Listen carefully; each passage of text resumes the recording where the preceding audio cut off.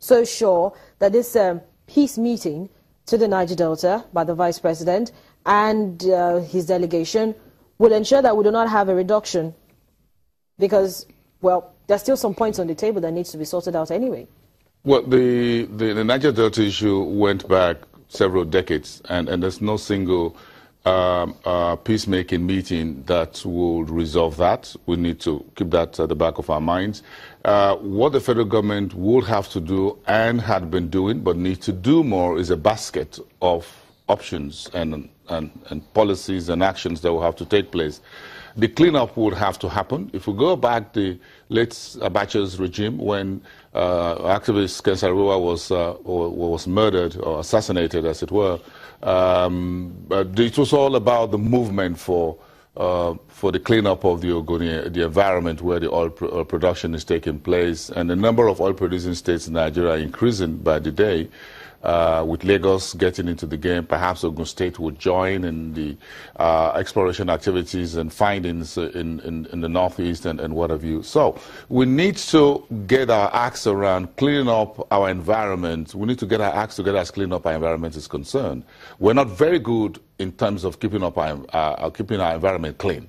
Look at Lagos, even human waste and solid waste, whatever, it's everywhere. So we need to get our acts together for the Niger Delta, specifically speaking. Then we need to talk about what is workable. Farmlands, the cleanup would take years, would take billions of naira in cleanup money. To get the environment back to the natural state in which you can have aggressive farming or fishing, clean up the waters, would take not just this administration, 4 years, maybe 8 years, maybe 16 years down the line. So you have to have a continuum of what will have to be done. So that's first. The second will have to be are we building schools or building roads or building small industries that would help? We also need to think about that. All right, so let's talk a little bit more about this 2017 oil outlook highlight from Ecobank Research. Well, this report you're talking about, the essence of it is still the Niger Delta and oil production and what needs to be done. We can't take one thing away from the other. You want more investments in the Niger Delta. Nigeria wants more investments. You want new oil fields to come on stream. The key issue is that as you get more oil companies and oil workers into the Niger Delta region, onshore that is, you will need to deal with the environment issues and the people-based issues. So we still one single issue that's multifaceted. So you use one bullet to kill. Yes, to get so many things done. New investments are getting pussyfooting to get into the Niger Delta for a number of reasons. And one of the reasons is that they're going to blow up my assets. Why putting an asset in there when I'm not sure of the safety and security of it? If the Niger Deltans get angry tomorrow, they're going to blow up these millions of dollars that I've secured from whether local, international investors, banks, and what have you. So I'm scared about putting that money in there. What is the cost of doing business in there in the Niger Delta? These are very key issues that this peace meeting is very key. But we also need to do a few things. And I'm bringing up to question, I'm putting question mark on the Ministry of the Niger Delta and the Niger Delta Development Corporation, is it the NDDC, that these two agencies for years have not been able to make meaningful impact in the Niger Delta. And that is very serious to the extent that the militants keep saying, look, we're not sure who we're dealing with, we're not happy with what is going on. If we have funded this ministry and this parastatal with billions of dollars, 1 year, 2 year, 3 year, 4 year, 5 year, perhaps more down the line, and we haven't seen meaningful impact in the Niger Delta that will keep the restiveness at bay, then what exactly in terms of infrastructure or whatever will the government be doing? What new thinking will come out of the hat, out of the rabbit's hat?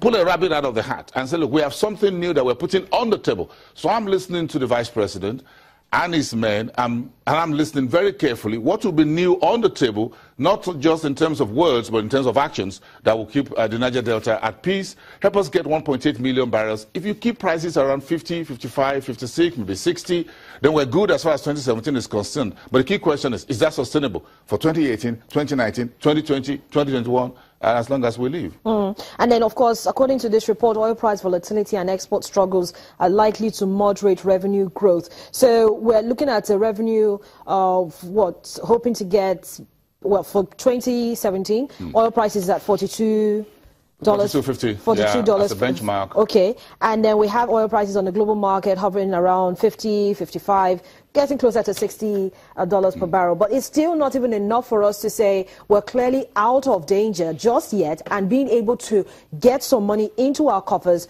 from this low-hanging fruits and increase in global oil prices as we're seeing. A bit of accretion we're having here, and it's good. We have a margin of about $7 to $8 per barrel now in terms of the benchmark and the excess on top of it. So we're so kind of good. But look at other countries also ramping up production. Ghana is doing well when it comes to its oil fields like Jubilee and the new fields that are coming through. You have Iran coming up very strongly, producing. Libya, almost all the 8, 9 facilities are back and reopened, and they're going to go.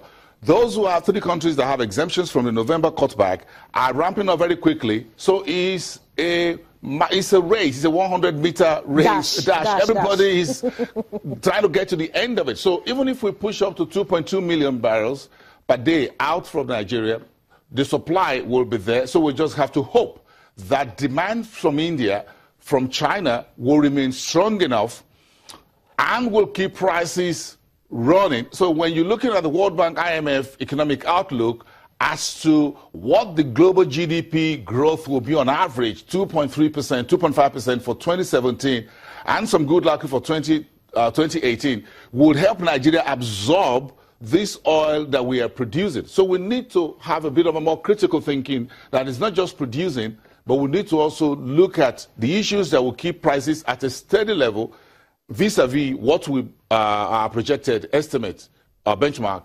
is. And that is a very, but more importantly, and finally here for me, is that we have about $8 a barrel. If you multiply $8 a barrel, multiply by about 1.8 million barrels per day, you're looking at about $55 a barrel. That gives you a lot of money in millions of dollars, Harry.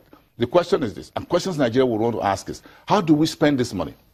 Judiciously and meaningfully. So it's not making money that is Nigeria's problem, historically speaking. We always make money, one way or the other.